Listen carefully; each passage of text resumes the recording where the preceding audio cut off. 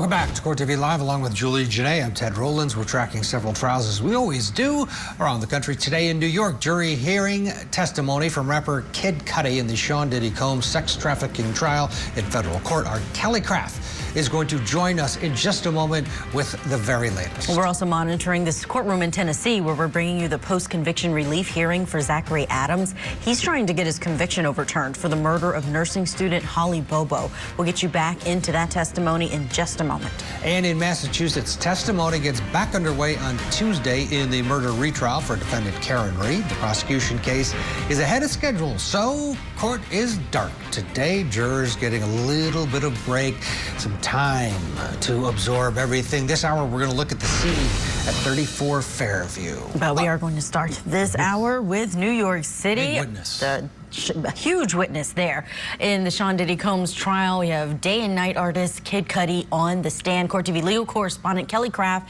is joining us from on the ground. You've been inside of that courthouse, Kelly. Tell us the latest. Hey there, Julia and Ted. So just some takeaways with Kid Cudi on the stand.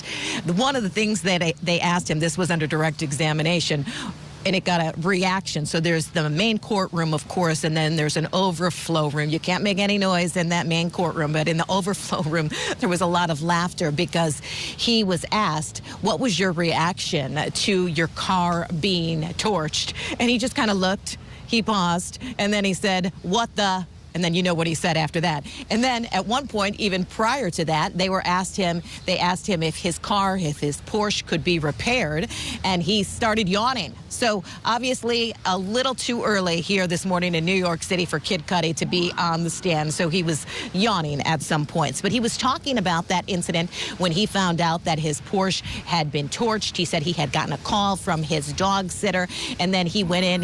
We saw some photographs of the torching of that Porsche. You saw the inside of the door, and then we have some testimony we can put up for you on the screen in which he was talking about what exactly took place. Let's go ahead and put that up for you. He was saying that he told the jury that after Combs found out he was dating Ventura, Combs allegedly broke into his house. When he got back home, Cudi noticed that his security cameras had been moved and his dog was locked in the bathroom. He testified that he had filed a police report.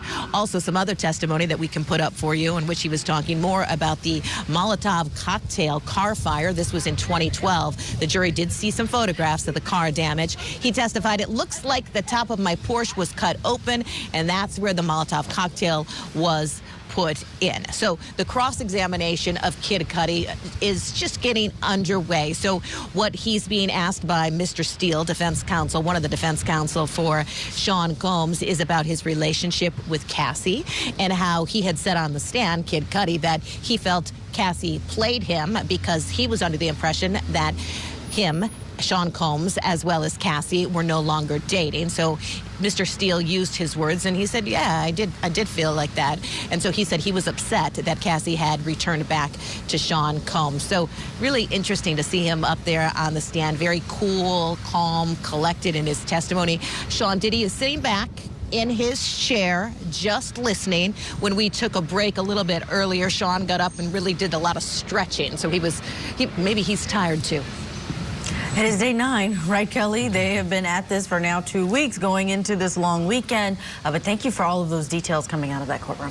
Yeah, Kelly Craft will be with us pretty much on the hour, every hour, and updating us as we get the very latest for you in the case against Sean Diddy Combs with no cameras. But we have our team there. Jack Rice is watching along with us. He's a criminal defense attorney. He's a former prosecutor. Jack, your thoughts on the significance of the Kid Cudi portion of all of this, if the jury believes it, and I don't know why they wouldn't. This is a scenario where Sean Combs is now trying to control-ish, or at least hurt Cassie because of her new relationship that she's now left him, so he is still menacing. How effective is that for the federal government? Ted, Julia, this is one more brick in the wall. I mean, that's really what the prosecution is doing. And remember, this conspiracy concept is basically designed to take every bad act, regardless of who did it, how they were connected to Combs, and then wrap them around them. And so this is just one more piece of that. And what I think you're really getting from Kid Cudi is credibility. I mean, there's nothing about this that doesn't even feel false. It feels true in the sense of how he's delivering it. I recognize that the defense is trying to say, well, yeah, you might have some biases and you might have some issues tied to Cassie and how those were played and how that might motivate you to either exaggerate or post blame in ways that you can't. But the problem is it's coming across as really, really credible. And that's going to resonate with the jury. And it's up to them to sort of take that brick and put it into the wall. But I think it's happening very slowly, very carefully, very clearly. Jack, this is really the first witness who's taking the stand who has a lot of fame, money, and power in their own right. Cassie Ventura, sure, and Don Richard, they had some fame, but a lot of it was connected to Sean Combs. He controlled their careers, is what we're hearing in court. Kid Cudi, I think, is one of the first people to come in who this jury can really wonder why he would have any reason to lie. Oh boy, Julia, it's such a great way you put that, because that's always the question, isn't it?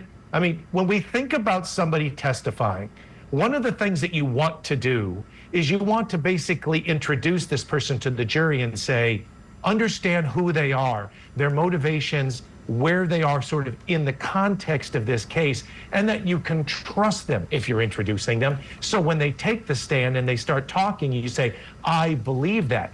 Because of, as you just described, his own personal position, he's credible. What he's saying isn't hardly in some ways tied to Combs himself. He is who he is in his own right. And so when he says something, you're going to have far more of a tendency to believe it. By the way, a lot of defense attorneys sometimes, and prosecutors too, when they're inexperienced, they forget that first part of a piece of testimony. When you put somebody on the stand, you need to take the time to explain to the JR, but also why you should believe them.